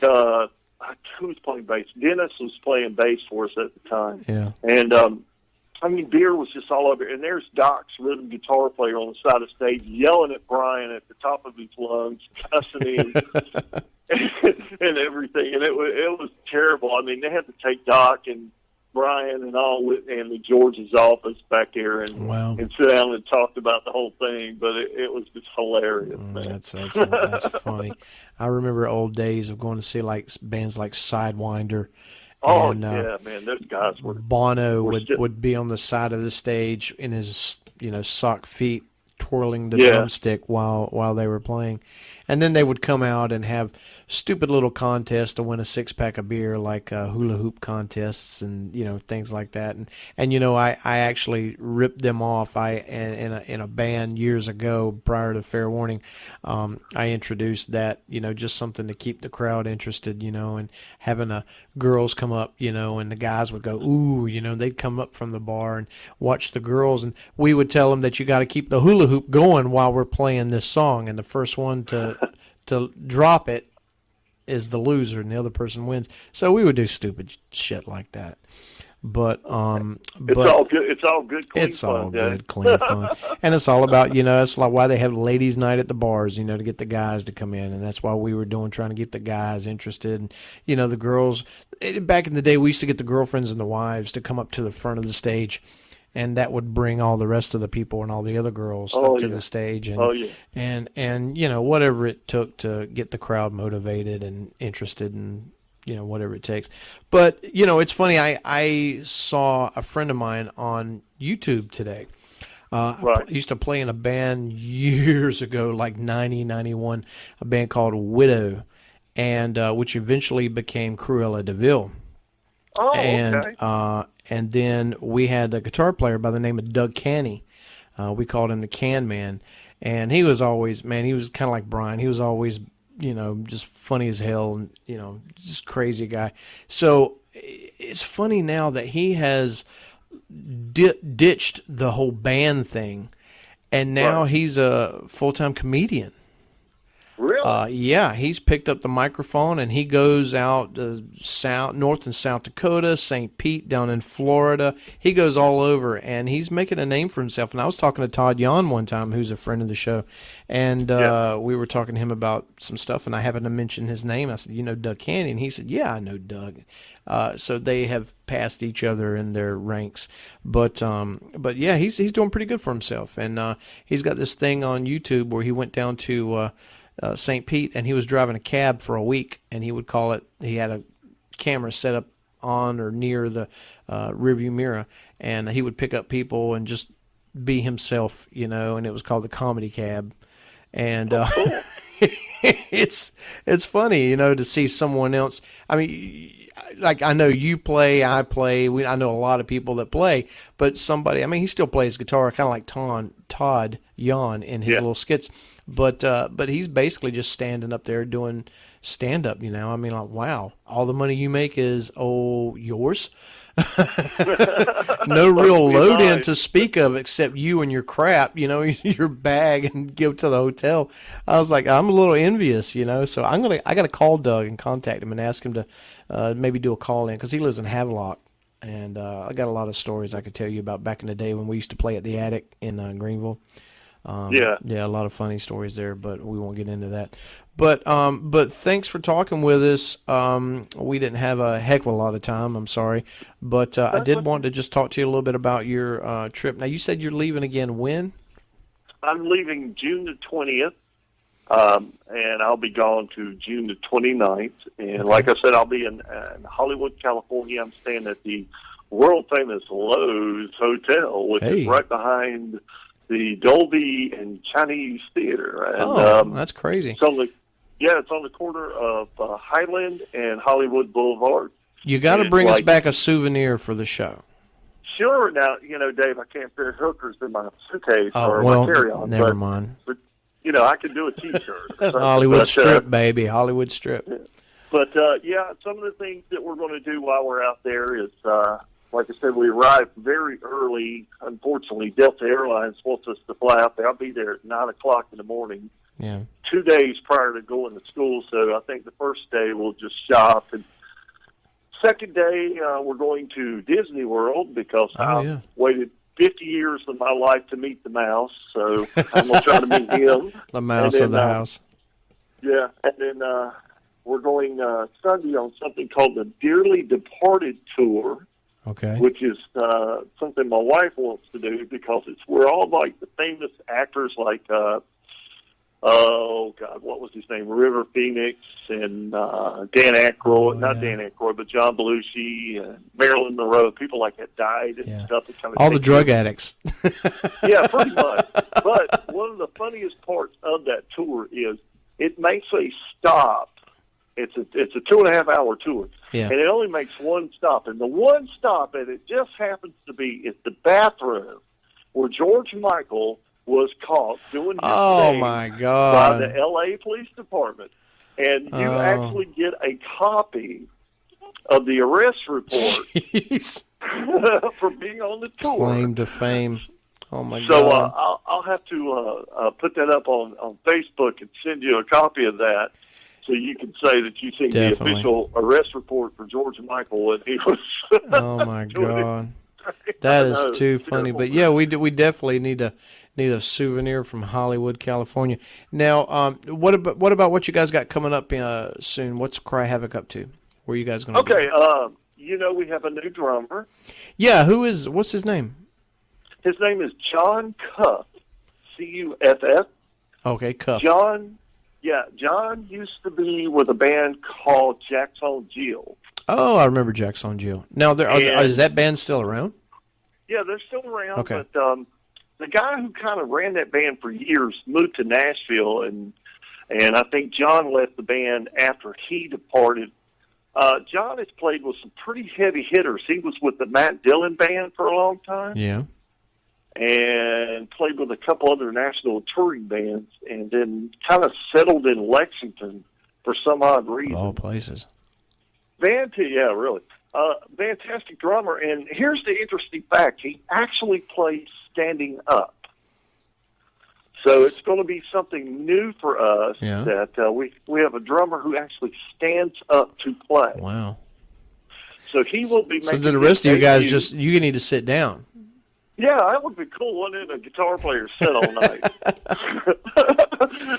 I knew you had a new drummer coming in, but I wasn't sure if it was official yet. Yeah, it is official. It's been announced yet, or? No, it's not been announced on Facebook. It's an exclusive for the Dirty Overhaul there show. You go. See, We like the you never know what exclusives. you might get on here. Yeah, Huh? exclusive for the Dirty Underwear show. So let's see. You got a new drummer. What's going on with Mark? I saw on Facebook today something about he said, "Well, I'm getting off Facebook for a while, just a lot of drama," and I'm like, everything okay with him? Well, yeah, everything's good with Mark. He was on Facebook, and someone Mark has his own political views. Here we go. Which he's entitled to. I mean, Mark is a Republican, and he's entitled to be a Republican under the Constitution of the United States, and he's allowed to have whatever opinion he wants. Unfortunately, somebody did not share his opinion and verbally attacked him pretty viciously. See, I don't get all that. Yeah, they just went after him hard, and it's, Mark just said because of it, he wanted to kind of ease back off Facebook a little bit. And I told him, I said, one thing that you might want to always consider is kind of keeping your political views, whatever they may be. I mean, everybody's entitled to their own. Yeah. And I said, you might want to consider kind of not posting that stuff on Facebook and kind of keeping it to yourself a little bit. Let things Jimmy and Kevin down. Brown used to get into, we'd be, after we've sound checked and we're sitting down and we're eating, they would get into those political debates and philosophical views and so on and so forth. And I was like, oh God, I just need Rush Limbaugh in my ear all night long. That's, and I don't subscribe to all that, and then there's people out there who have podcasts that are, I'm sure, much better than this one. And all they do is sit around and talk politics. And I'm like, oh God, somebody stick a bullet in my head. I'm not a political. I mean, they're all full of shit. That's the way I look at it. Well, Dave, I'm kind of like you in some aspects. The other is, I have political views, which I believe in strongly, but at the same time, they're my views. Yeah. And I just don't feel, that I should press my views of what I think, especially when it comes to politics, on anyone else. I mean, that's one of the kind of things in this world that we're given as a right once we're born, is the right to choose your own way. And I just kind of feel that's kind of everybody's thing. It's just like in music, man. Some guys like heavy rock, some guys like slow rock, some guys like country, some guys like jazz, some like blues. I'm one of those guys, man, that whatever you like is cool. It's good. There's nothing wrong with that. It doesn't mean I have to like it. It just means I have to accept the fact that it's your opinion and what you think, and I should respect you for that. And, I have a friend of mine, every time I go over to his house, he had me come over, design some stuff, help him with some projects he's got going on. And every time I'm over there, he's got the CNN going. And, what's his name? Reverend... not Jesse Jackson, the other guy. Al Sharpton. Al Sharpton.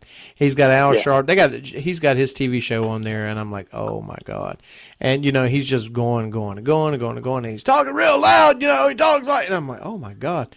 So he's got that going on, and and he's got the TV like right behind my head while I'm sitting there working on this computer and doing stuff, and I'm like, I couldn't deal with having it on CNN all day long.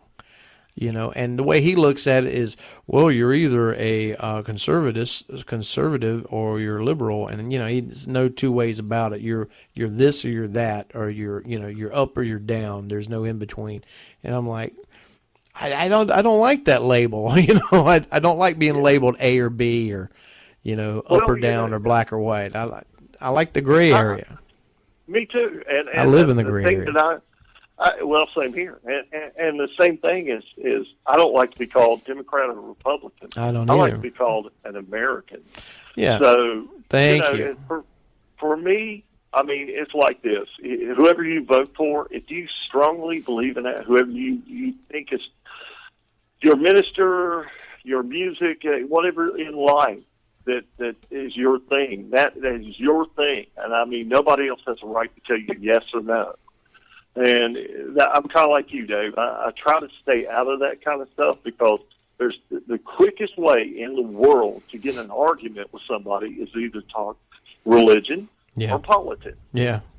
And there is no quicker way because, everybody falls somewhere, and when you start talking that, they're going to disagree with you. So that's when I say, you know what? Let's talk about music. Let's talk about something that makes that everybody can. Well, even with music, I let me back up a little bit. Even with music, you can be, a rocker, for example, and then you can be country, and then you can have. You could agree to disagree, shall we say. I have been in the drive-thru. I have been in the Waffle House. I've been in numerous places. And then I hear boom, boom, boom, boom, boom, boom, boom, boom. And I turn around and look, and it's a bunch of young white kids. And I'm like, hello? And don't get me wrong. I mean, I don't have any kind of negative against anybody of a skin of color. But, I guess you kind of have this preconception when you turn around what you're going to see. And then I'm surprised that, because back in the 80s when I was growing up, it was a bunch of young white kids listening to loud rock. And then there was your young black kids listening to their rap and reggae. And everybody has kind of cross-platform. So you never know when you hear that music what you're going to see when you turn around. It could be some, Filipinos for all I know. Wouldn't it be funny, Dave, if you turned around and there's two 90-year-old women? I blue-haired, wouldn't completely surprise got a gold tooth or something, Oh, and somewhere there is. But unfortunately we run out of some time, so we'll save that one for another time. But we're gonna make sure that you tell everybody real quick where you guys are going to be. Okay, so this coming weekend, which would be, I think, the weekend of what, the 15th and 16th? Well, this show will be on Monday with the 19th. Monday, okay. All right, so you got the Writers thing coming up with us and like 9 or 10 other bands. Yes, Writers. We're doing the Ronnie Westmoreland benefit concert, the first one. Yeah, that's Sunday. That will be the 25th. The 24th, the day before, we're at the Lowe's in Archville doing the Victory Junction benefit. Oh, that'll really? be at Lowe's Foods in Archville from 12 o'clock to 3 o'clock. And then June the 14th and 15th, my last show before I go to Los Angeles, will be at Riders. And we're also, that Saturday is the big Jamming for Justice benefit for Justice Harris, who is a 13-year-old boy that's going to need a heart transplant. Wow! Within the next 2 years, he's on his second or third pacemaker. Kid's only 13 years old. Dave. Wow! And we're trying to help the family out, just raise whatever money we can. There's going to be, so far, scheduled to appear that day will be Sunset Renegade, Back at Ya, Red Velvet Voodoo, Forever Down. I'm trying to get maybe 2 more bands to play, but to be honest with you, we're having kind of a tough time because it's the same weekend as another benefit that's going on, and a lot of the bands are either taking that weekend off or something. But we're hoping to have that together, and you know, so far, like I said, the bands that I've just mentioned, they have confirmed they're going to play. You know, it would always be nice if Fair Warning could make an appearance. But if there's any bands out there that would like to help out, I mean, I do have a couple slots left open, and would love to have them. It's hard to get these guys together. I'll tell you, it's hard get to do anything. I'm there with you, Dave. I'm right there with you. I mean, we have to juggle stuff and scheduling conflicts and stuff like that. You know, everybody works or got something going on with families or something, and that had a lot to do with our last drummer leaving. Is because family conflicts just got to be too much. He actually retired from playing. Really? He's got 4 kids, and you know, bless his heart, he's active in church. He's a Mason. He's works a full-time job. He helps his wife with the 4 kids, and being in a rock and roll band that plays out 2 or 3 times a month was just a bit much. So he's actually went into full-time retirement. He said that he might come out of retirement in about 10 years. Ooh. You know, once the kids are old enough. But at this point in juncture, he can't. I'm glad I had kids young. Me too. And my youngest kid, my baby, is 21. So, which he's Shane. He's our roadie, our drum tech, and he's 21. And I can't believe I have a 21-year-old kid. My daughter, she's like 23, 4, getting ready to be 24. I've got one. Think how I feel, Dave. I've got one turning 27. Wow. Well, you're old anyway. Yeah.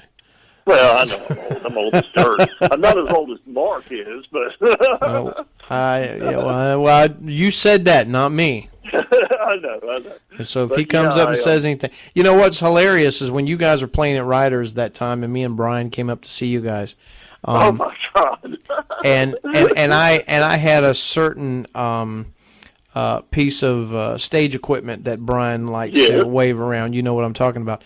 I ran up to Mark while he was playing and stuck it on his bass guitar, and it stayed up there for a little while.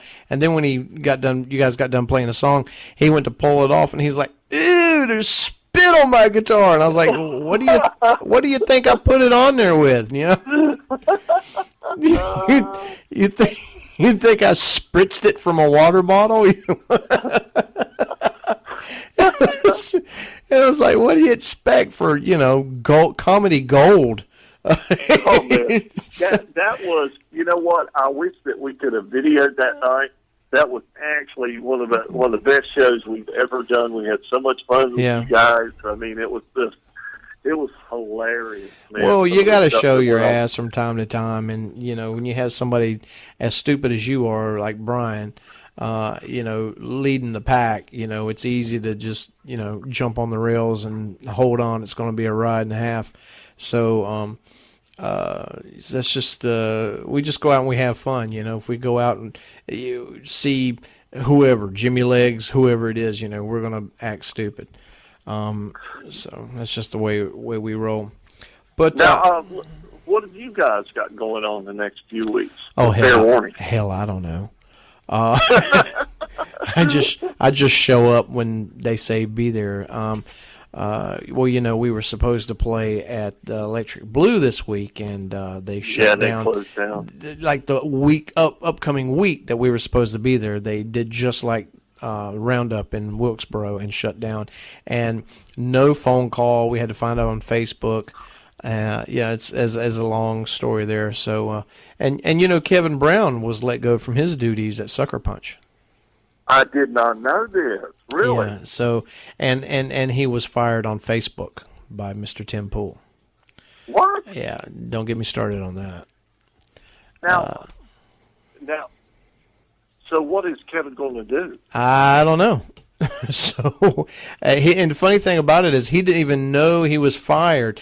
There was a thread going back and forth, I think, between him and Tim, the way I hear the story. And he had a conversation with somebody else on the phone, and they said, "Sorry to hear that, you got fired. I don't think that's right." And he said, "What?" He deleted the thread without reading the entire thing, and the part that said you were fired is deleted forever now. But he was turned loose because I think he was planning on doing some fill-in jobs, because Kevin, his very last job at Fair Warning was filling in for me when I went to Gatlinburg. And he filled in and sat in and played bass, which is like, 4.5, 5 years, the only time I've ever taken off. And we went to Gatlinburg and had a great time, and he sat in. That was his last gig. But he was talking about how it's slow. It's slow for everybody. Right. Everybody's feeling it, even the corporate gigs. And he was thinking about filling in here and there. And, he was supposed to go play with Susie Nelson in Heart Brigade, and that didn't work out. There was some conflicts on the other band's end that, didn't allow him to do that, because I think he was planning on doing both at the same time. And Right. but yeah, the story is that he was let go from his duties. Wow, I'm sorry to hear that. Now, I heard another rumor, and that's something that we ought to do for your show, is have the rumor mill segment. yeah.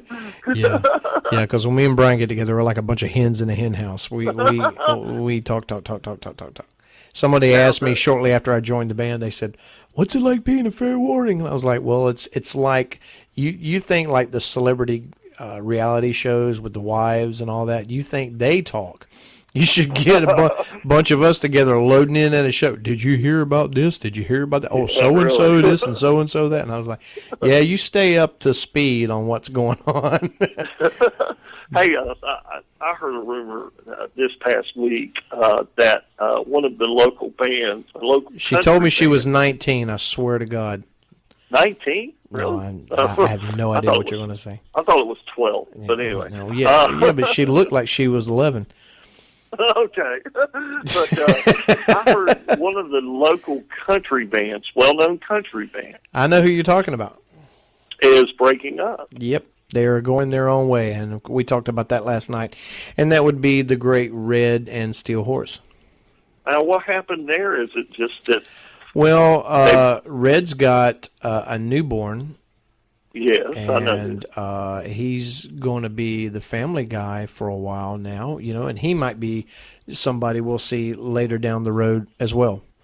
Okay. So, because it's not a you don't get somebody like that's, cut their teeth, the way you and I and Red have, and then just take them completely out of the mix. I see him resurfacing somewhere else later down the road, but the whole entire band, they were just at a point where things were, there's just a lot going on, and they mutually agreed to just disband.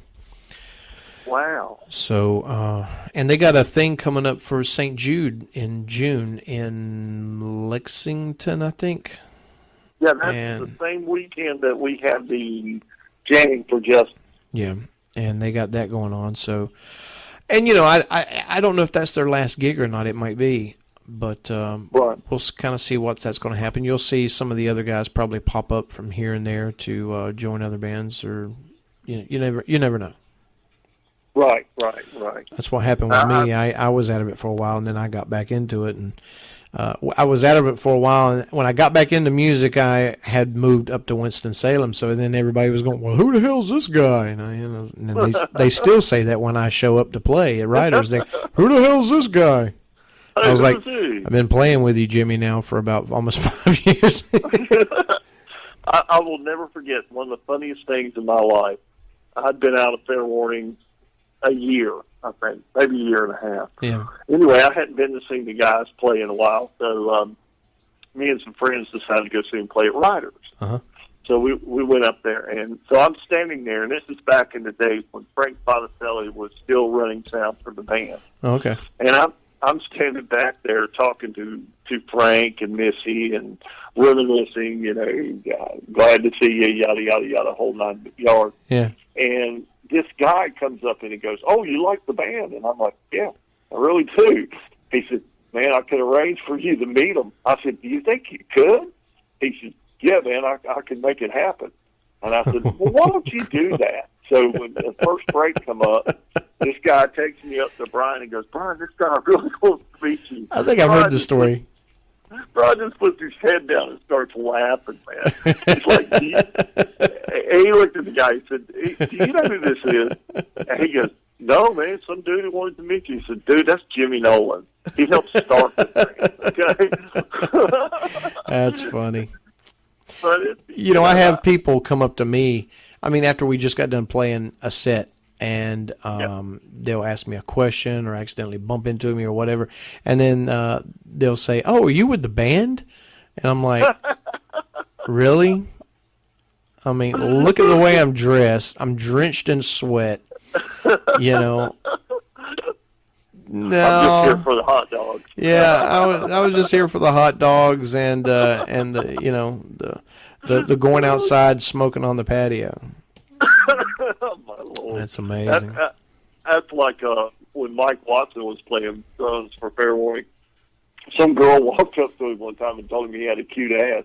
He turned around and looked at her and said, "How would you know? I've been sitting down all night."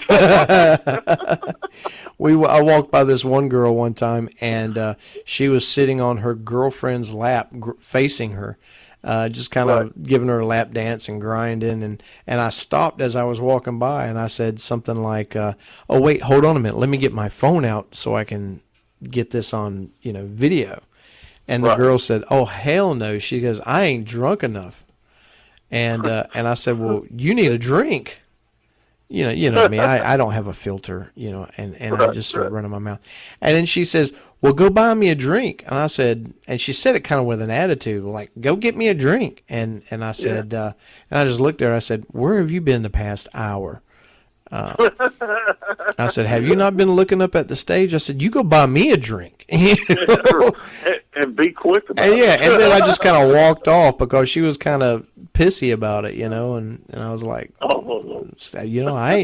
ain't that hard up, for entertainment, But anyway. Yeah, tell your listeners, definitely, if they get a chance to go on Facebook or go on Google it or anything and look up Musicians Institute in beautiful Hollywood, California. Yeah. The program I'm attending, once again, is called Summer Shop. It's part of the GIT program. Right. The school's been in business since 1978 or 79. Some of the graduates are guys like, I know Eddie Van Halen went there for a year. I know Randy Rhoads attended there. The guy that plays on American Idol went there. The guy that plays on The Voice was a graduate. You got from American Idol, you mean the guitar player? Or? Yeah, the guy that's in the house band. Okay. Randy Jackson actually does seminars out there. Does he? And, not a lot of people know this, but Randy Jackson was the bass player for one famous band. You know who that was? Oh, yeah. For yes, a short I do while. know who that is. That's our trivia question for the night. Who was he? Who did he get to play with? And boy, you talking about sticking out like a sore thumb. Randy Jackson played for Journey. Yes, he did. He was the bass player for Journey. And if you go back and watch old videos, the Raised on Radio tour, wasn't it? I think it was. And if you go back and watch the old videos, he has that haircut. I don't know what it's called. But I know. Like his hair sticks up like 15 feet off his head. Yeah, like Kid and Play or something. Yeah, like Kid and Play. Exactly. That's the haircut he had. And it was just, it was so funny. Actually, while we're talking, I'm trying to look up and see who the guest artist will be at Summer Shot. Yeah, Randy Jackson, he sat in after Ross Valerie was released from his duties. and he came in and sat, and they pretty much they cleaned house for a little while there, didn't they? They got rid of the drummer and the bass player, and I think it was just Neil Sean and Jonathan Kane and Steve Perry, I think. And then they got a new drummer, a new bass player, and went out and did the Raised on Radio tour. And I saw a documentary about that, and they were like, "Yeah, Steve Perry fired everybody." And I'm like, "Wow." What? And why would he want to do that? I mean, I don't they know. were such a good band. I know. And they ended up bringing, the guys back later on. But, we were talking about last night about if you have a band, would you rather go see a band? When should a band hang it up? Should you go see a band if they don't have the original singer? And sometimes, the bands will split. They got the singer, like with Queensryche, for example, or Great White. You got their version over here, and then you got the band's version over here. Which version would you go see? And I said I'd rather go see the version of the voice of the band, And in the case of Journey, look what they did. They went and found somebody that sounded exactly like Steve Perry. And what was that guy's name? Arnold. I can't even pronounce his last name. Like Pineda. And he's awesome. And he's a little dude, but I think he's like Filipino or something. Yeah, and he's a great singer. Yeah, great singer. Okay, so check this out. These are some of the guest artists that will be at Summershot when I go out there. Okay. Jason Stutter on drums. He played with Marilyn Manson. Bruce Kulick on guitar. He played with Kiss. He's now with Grand Funk Railroad. Oh, that's right. Dave Adi. He's a DJ producer. Iran, nephew, whoever he is. Deborah Bird.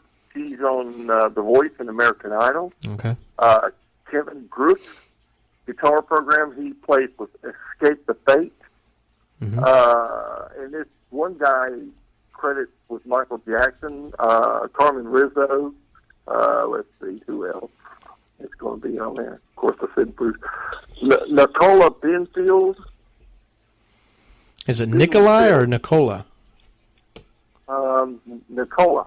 Okay. Tim Scholes. Who's Tim with? He'll come back up here in a second. Kevin Gruffin. He's Escaped the Fate. Nicola. Yes, Nicola. You're right. Let's see who else. Cyrus Bukalu. Nicola. He's with the Golden Phoenix. Some of them I've never heard of, but Bruce Kulick. Yeah, that's pretty cool. That's a big name. And the guitarists from Marilyn Manson, guys like that. So that's some of the people that will be teaching, and that I'll get to check out and see performances by and stuff That's like awesome. that. And my countdown clock says I had 38 days, 10 hours. You got a 40 countdown minutes. clock. Yeah, they assign each student a countdown clock. That's wild. That's crazy. Oh man, you should see the list of stuff that they want me to bring with me. I've got to bring a guitar, of course, cord, tuner. I've got to bring a recording device, so I bought myself a iPad Air to record everything on. Mm-hmm. You got to have a set of nice headphones, so I bought myself a set of JBL. Which probably won't. Most of this stuff probably won't make it back. Some of it probably will. My iPad damn sure will. But here's the other funny thing. The company I work for, we do finishing for Gibson guitars. Oh, that's right. I remember that. Yeah, today, one of the head sales reps came in and talked to me. He said, I understand you're going to GIT. I said, yes, sir. And he said, do you have your acceptance letter with you? And of course, I've got it on my email. I pulled it up and gave him a copy of it. He said, I'm going to see if Gibson will make you a guitar to take with you. And I'm like, cool. Well, that's a big plus. Yeah, so I don't know. I told him, I said, now, if you guys want this back, if Gibson wants it back after I go to class, I understand. He said, well, I'm going to try to get it where you get to keep it. But so that might be a very interesting Tell him thing. you need a custom Dirty Overhaul Rock Show bass guitar. A dirty overhaul run. You know, if you get a bass body, I can do that for you. Oh, really? Oh yeah. I mean, I'm working on a guy brought me one of the old BC Rich Gunslinger. Oh yeah. Remember those? I remember those. A guy brought it to me, and he's like, I want it painted hot pink. I said, are you serious? He said, I'm dead serious. I mean, he wants that old neon hot pink that everybody wore during the 80s. Yeah, like a CC DeVille kind of. Exactly. That's what he wants. And so I'm in the process right now. I've got to finish stripping the body down, and I'm going to paint it neon hot pink for him. Wow. And so he'll have a really cool, one-of-a-kind kind of deal. He's going to put green pickups in it. Oh, wow. He's going for that poison look. Oh, yeah. He's all about that, man. Up one side, down the other. I mean, we're even doing that. You know, sometimes you don't finish headstocks on guitars. Mm-hmm. You just paint them black, or you do them clear or something. We're actually doing the headstock in the back of the neck pink also to match. Jesus. So that's yeah, crazy. So just a little tidbit for the listeners. A lot of people don't know that I do guitar finishing on the side. Kind of, it's just a hobby. Yeah. It's just something I enjoy doing. I've done like 10 Les Pauls. I've done. I actually done a bass that you would have loved, man. This guy brought me an old Fender bass. I mean, like 50s model. Yeah. And the finish was cracked all to pieces, man. It was just gone. And I sanded this thing down, and I did it like a Metal Flake blue for him. Yeah. And put, spec in it for him, and then just made this thing look like $1 million. Cool. This guy calls me. I did this like 2 years ago, and this guy calls me every single week and still thanks me for doing that day. Wow. And I'm like, it's no big deal, man. It's actually a labor of love for me because, finishing is what I do for a living. It's my day job, but, guitars and stuff like that is my true passion and love in life. And, yeah. I've told Brian 1,000 times, I said, man, get a body and neck. We'll paint it any way you want it. I mean, we'll put any kind of little thing that you want on there. We can put your favorite toy right there on the front. So That's crazy. On your guitar. So it's just something to kind of keep in mind. Well, Jimmy, I appreciate you calling in and talking with us a little bit. We have got to run. We were completely out of time, but we will get back together with you. And for those of you, come out and see Cry Havoc. They're playing out and about. You heard what they were saying earlier. So, right. And, check them out on Facebook. Jimmy, right. we will talk to you soon, and appreciate you talking with us. Thank you, Dave, and please, everybody, support the Dirty Overhaul Rock Show. We hope. Because we really, in this area, we really need these guys a whole lot. All right. Thanks again. Thank Talk to you Dave. soon. Bye-bye. Hey. Hey.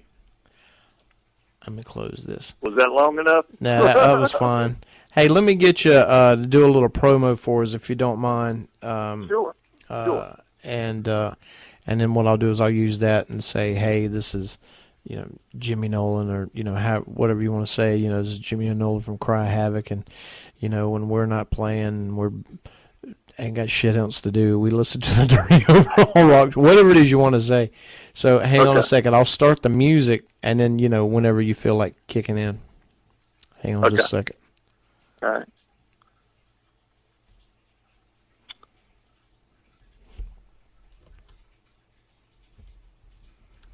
Oh, did I close it?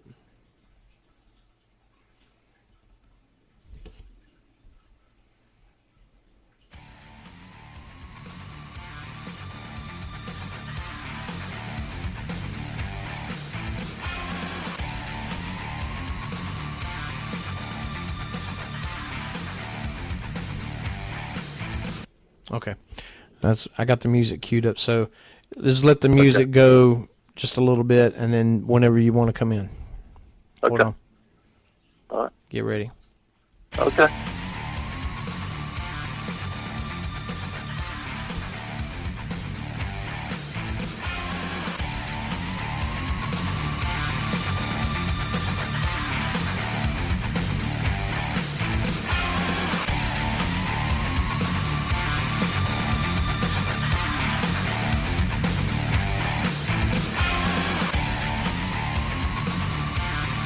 Can you hear the music? No, I can't. Oh, you couldn't? Oh, okay. No, I couldn't. Well, I'll tell you what. Do this. I'm going to cue it up again, and this time, give me about 3 to 5 seconds, and then after I stop talking, and then go ahead and then just start talking. Sure. All right, ready? Start counting now. Okay. Hey guys, this is Jimmy Nolan from the Cry Havoc Band. Just want to let you guys know, please listen to the Dirty Rock Overhaul show every chance you can.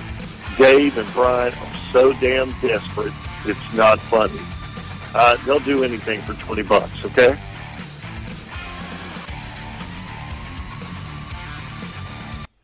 That was awesome, but you said the Dirty Rock overhaul show. Oh, did I? You said the Dirty Rock overhaul show. Let's try it one more time. Now say it for me. It's the Dirty Overhaul Rock Show. Like Dirty Dave and Brian Hall. Dirty Overhaul Rock Show. Okay. Dirty Overhaul Rock Show. Yeah. Okay. Give me about 3 seconds after I stop, and then go ahead and go. Starting now.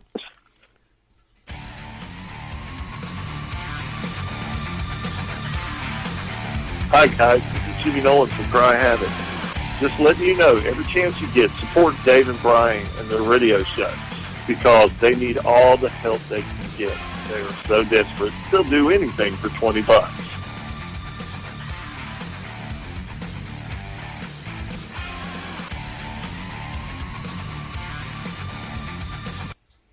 That was cool. Did you get that one? That was fun. I mean, you didn't say Dirty Overhaul Rock Show, but that was fun. Dirty Overhaul Rock Show. Yeah, you want to do one more? Yeah, I'll do another. All right, hold on. Dirty Overhaul Rock Dirty Show. Overhaul Rock Show. You know, it would help if I pulled that sucker up on my... Oh, yeah. I've heard all kinds of crazy shit. Boogie, I think, called it the Dirty Underwear Show or some stupid shit. I don't know. He had to write it down. When we had him there, we had to get him to write it down. All right, hold on. Here it goes. Okay. All right, so it's 5, 4, 3. Hey guys, this is Jimmy Nolan from Cry Havoc. Wishing you all well. And also, please support David Bryan and the Dirty Overhaul Rock Show because I tell you, these guys need all the help they can get. They'll do anything, and I do mean anything for $20.